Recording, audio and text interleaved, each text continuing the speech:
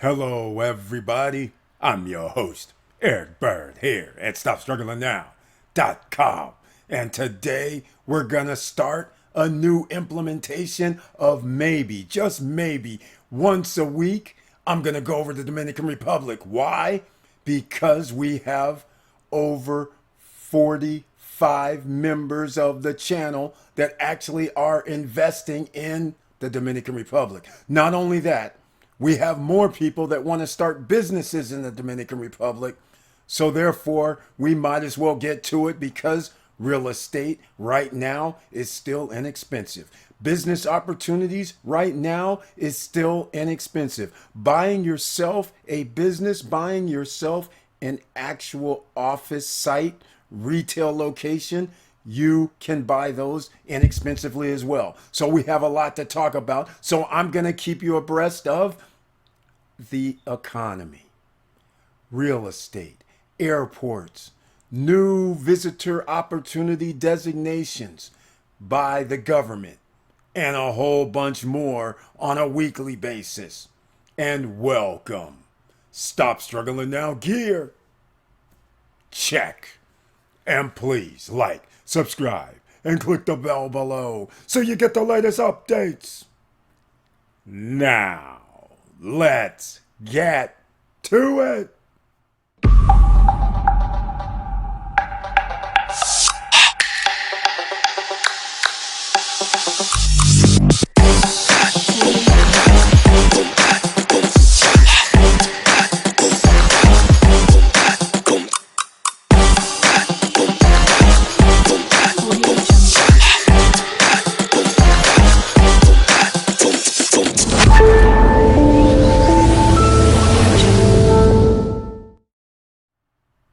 All right, welcome back, ladies and gentlemen. I want to thank you so much for being here. Please share the videos because there's a lot of people that do not even know that there's no credit check, no qualifying, no barriers to entry for real estate investing if you are in the Dominican Republic, if you are doing pre-construction property. Let's get into it, shall we? But first, we got to go over to the Stop Struggling Now YouTube channel page. Why? Because I want to show you we have a membership. Members of the channel, a few are shown here on the right-hand side. They receive special messages under the community tab. They also receive 1 or 2 videos per month specifically for them under the community tab. They can also join me on any live stream, and guess where they get the link from? Under the community tab. They can also be on the Wednesday night live streams. Only members can be in the chat room. Everybody else can watch, just like Monday, Wednesday, and Friday night live streams. Everybody can watch, but on Wednesday, only members with the icon can be in the chat room. And with that said, they even have special emojis. Let's get into it, shall we, ladies and gentlemen? Dominican Republic. First things first. A small island shared with Haiti. They have, in the Dominican Republic, 7 international airports and about 4 or 5 more others that aren't international airports. We'll get into that shortly, but I will go over the 7 for everybody on podcasts who can't see the screen. We have Punta Cana. We have La Romana. That's number 2. We have Las Americas in Santo Domingo. That's number 3. We have La Isabela. That's number 4. Santiago, Cibao. That's number 5. Puerto Plata, Gregoria, Luperon. That's number 6. Samana area, El Cate. Number 7. Now, there's one over here on the very bottom, Barahona, BRX. I don't know what that exactly is because it's an airport, yes. International airport, not yet. But it's over here by Pedernales, which is also a new opportunity zone, over here with La Vega. Notice, centrally, no airport here. Or somewhere in this region, I'm looking for an airport in this region. We will see, even though Santiago Airport is near. Now, let's get into more of an understanding. This is through July 31st, 2023. From January 1st through July 31st, 2023, we have what you see on the screen. Dominican Republic smashes records and arrivals with 6.2 million visitors through July. Not in the month of July, but from January through July 31st, 6.2 million visitors, which is a record. This will include cruise passengers as well. But notice this right here in the month of July. Outstanding. 792,981 tourist visitors. Let's break this down a little bit more, shall we? Look at this. Pay close attention. 792,981 tourists. 652,506 were foreigners.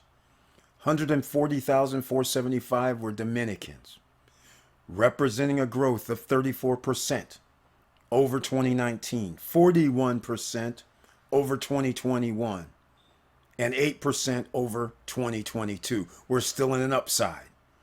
Now, let's get into the cruise passengers. January through July period, 1.4 cruise passengers arrived. Something never seen before in the history of tourism. Now, when you add air and cruise, you're talking about 941,541 passengers. Again, is this outstanding or what, ladies and gentlemen? This is all-time record highs. They've been breaking records every month for visitor by air and by cruise. Now, I want you to pay attention to this. The central countries of origin of tourists in July were the United States with 54%, Canada with 8%, Puerto Rico with 5.1%, which is weird because that's an island next door and that's a U.S. territory. So it makes me wonder why it wasn't included. Colombia, 3.7%, as well as Spain, 3.7%. That gives you an idea of what's going on in the DR. They will smash the yearly record as well, simply because they only have a few more million to go. The record is somewhere around 7.4, 7.5 million. I actually don't know the number, but in the next 6 months, I anticipate them getting at least another 3 to 3.5 million, which means they would break the record if they get 3.5 more million over 6 months. That would mean only 50,000 to get there, 50,000 plus, or shall I say 500,000 plus. But anyhow, let's go on a little further because I want to show you this. Abinader enacts law that declares La Vega ecotourism province. That is a business opportunity zone once again, which means this. I just want you to understand that's almost like in America when they open an opportunity zone, they give tax cuts, tax breaks, confortour is what they're going to call it here in the Dominican Republic.